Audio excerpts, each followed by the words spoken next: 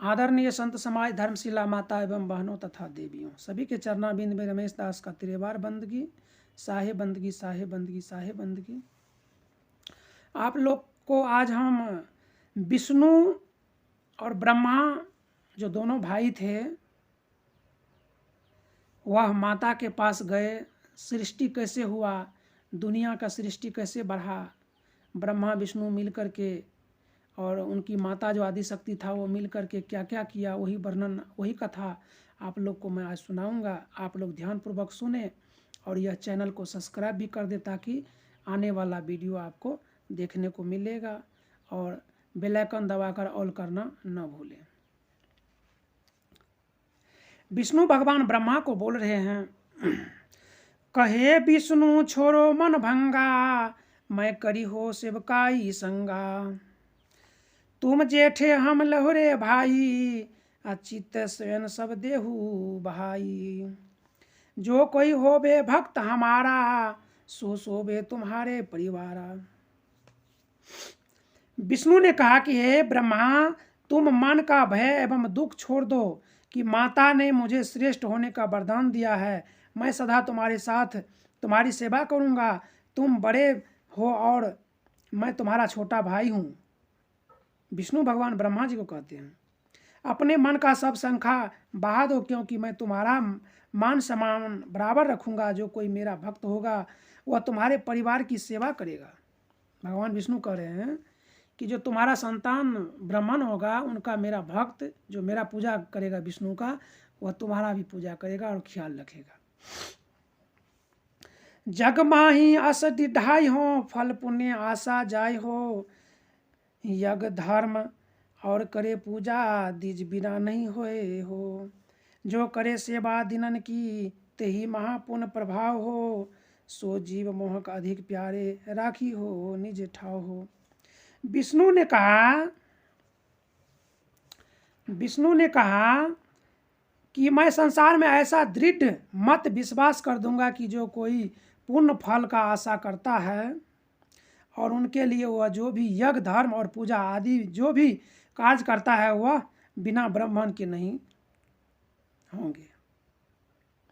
जो ब्राह्मणों की सेवा करेगा उस पर महापुण्य का प्रभाव होगा। वह जीव मुझे अधिक प्यारा होगा और मैं उसे अपने समान वैकुंठ में रखूंगा।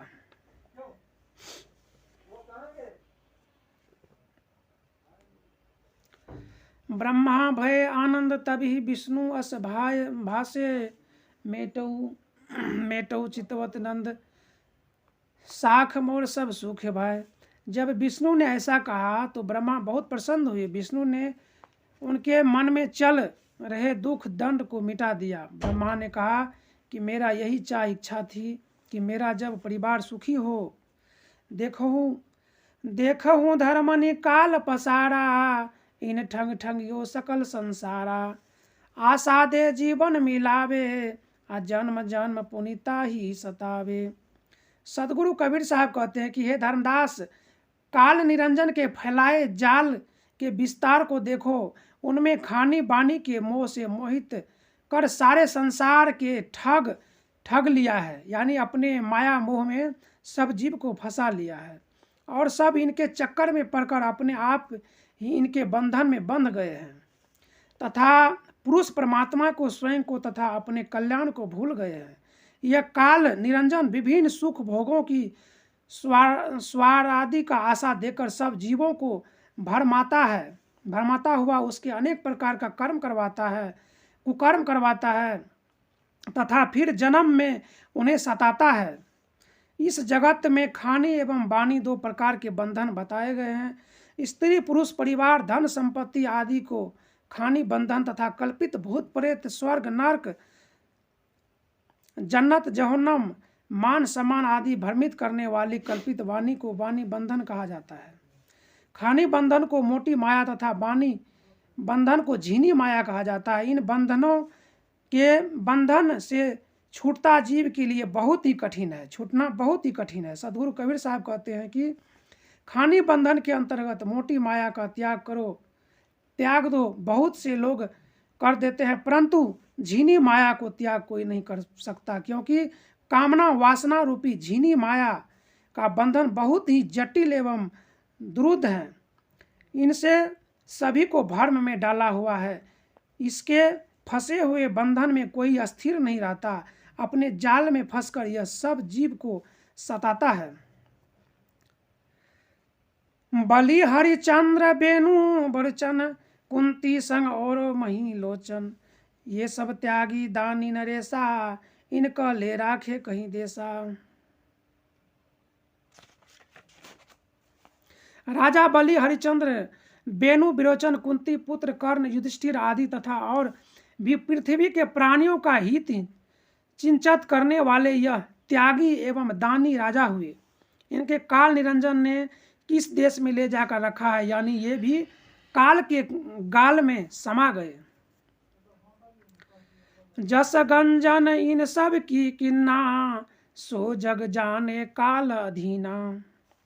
जानत है जग होए न शुद्धि, काल प्रबल सबकी हर बुद्धि। मन तरंग में जीव भुलाना, निष्घट उलट न चिन्ह अनजाना। काल निरंजन ने इन सब राजाओं को जो दुर्दशा की, वह सारा संसार जानता है कि यह मन जो है इंसान का, यह मन ही इंसान को भटकाता है, गलत रास्ता पे ले जाता है। कभी पाप करने का लोभ देता है, कभी बेईमानी करने का लोभ देता है, कभी शैतानी करने का लोभ देता है, कभी घूस खाने का लोभ देता है। यानी यह मन जो है इंसान के साथ में ये काल यही है, और यही इंसान को भटकाते भटकाते पता नहीं गंदा से गंदा कर्म करवा करके इनको फिर नरक या जहन्नुम में डाल देता है। और यह मनुष्य जो है, यह जीवात्मा जो है, बार बार दुख उठाता रहता है। कभी इंसान बनता है, कभी कुत्ता हाथी बनता है, कभी नर्क में जाता है, कभी एक्सीडेंट हो जाता है, कभी दारू पी लेता है, कभी किसी को बलात्कार कर देता है, किसी को थप्पड़ मार देता है। यानी यह मन जो है इंसान को स्थिर नहीं रहने देता है।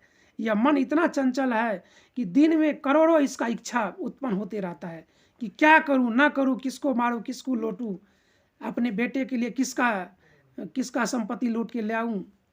यही तो यह दुनिया का खेल है, और यह काल की यही तो चाल है। काल निरंजन ने इन सब राजाओं को जो दुर्दशा की, यह पूरा संसार जानता है।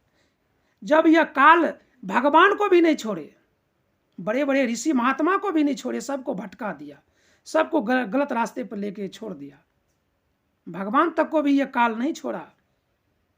इसलिए यह मन को जानो और मन को पहचानो, और मन को कहा मत करो, अपने विवेक करके बुद्धि करके चलो। मन के पीछे मत दौड़ो, मन को अपना नौकर मालिक मत बनाओ। यह तो नौकर है, लेकिन इंसान इसी मन को ही मालिक बन करके बैठा है और गलत कर रहा है।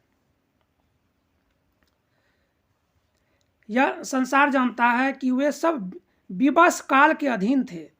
वक्त राजाओं के इतिहास को संसार के सब लोग जानते हैं, परंतु निरंजन से अलग न हो पाने के कारण उन्हें हृदय की शुद्धि नहीं होती। काल निरंजन बहुत प्रबल है, यानी काल निरंजन इतना बलशाली है कि इंसान के अंदर में रहते हुए भी इंसान को दिखाई नहीं देता है, क्योंकि वह इंसान को दिखता नहीं है कि ये मन क्या है। जो ये इंसान को भटकाता है, यह मन को न हाथ है न पैर, दिखता ही नहीं है, लेकिन मन के साथ में ये बैठा हुआ है। इंसान के साथ में बैठ करके सारा नाच यह मनुष्य को नचवा रहा है, करवा रहा है, और इंसान इसको अज्ञानवश अंधकार में पड़ के यह मन को पहचान ही नहीं पाता है। यह ऐसा चोर है जो आपके साथ में बैठा हुआ है। यह चोर को न मुंह है, न नाक है, न हाथ है, न कान है, तो इंसान इसको कैसे देखेगा? इसको देखने के लिए तो एक साधु संत का ज्ञान का जरूरी है, और वह ज्ञान से इसको पहचाना जा सकता है और गलत कर्म से बचा जा सकता है। काल निरंजन अभिमानी मन रूप हुआ जीवों की देह के भीतर रहता है, यानी शरीर के भीतर रहता है। उनके प्रभाव के अनुकूल जीव के मन में तरंग की विषय वासना में भूला हुआ रहता है, जिससे वह अपना कल्याण साधना नहीं कर पाता। ज्ञानी जीव अपने घर अमरलोक को वापिस उलट कर नहीं देखता, उससे जो वहाँ सदा अनजान रहता है। धर्मदास का सुनो गुसाई, तब की कथा मोही समझाई। तुम प्रसाद जम को छल चिन्हा, निश्चय तुम्हारे पद चिन्ह दिन्हा। धर्मदास सतगुरु कबीर साहब से कहते हैं कि हे स्वामी, मुझे अब तक की कथा सुनाओ। आपकी कृपा से मैंने यम काल निरंजन का धोखा पहचान लिया है और निश्चय पूर्वक अपने श्री चरणों में अपना मन लगा दिया है। धर्मदास जी कबीर साहब से कह रहे हैं कि मैं ये काल की जाल को समझ गया हूँ कि यह काल जो है मन बन करके इंसान के अंदर में रहता है और इंसान को भटकाते रहता है, गलत रास्ता पे ले जाता है, माया मोह में फंसा देता है और इसको दुख उठाना पड़ता है। फिर यह आत्मा तड़पता है और कष्ट सहता है। मालिक मालिक पुकारता है, लेकिन मालिक पुकारता तो है, लेकिन यह काल इनको ऐसा ऐसा लोभ लालच दे देता है कि यह मालिक को ही भूल जाता है और यह लोभ लालच में ही इंसान पड़ा रहता है। फिर मालिक को कहाँ पहचानेगा, क्योंकि इनको तो लालच दे दिया है यह काल ने। तो यह वीडियो जिनको अच्छा लगे वह यह वीडियो को सब्सक्राइब कर दे, लाइक कर दे और शेयर करना न भूलें।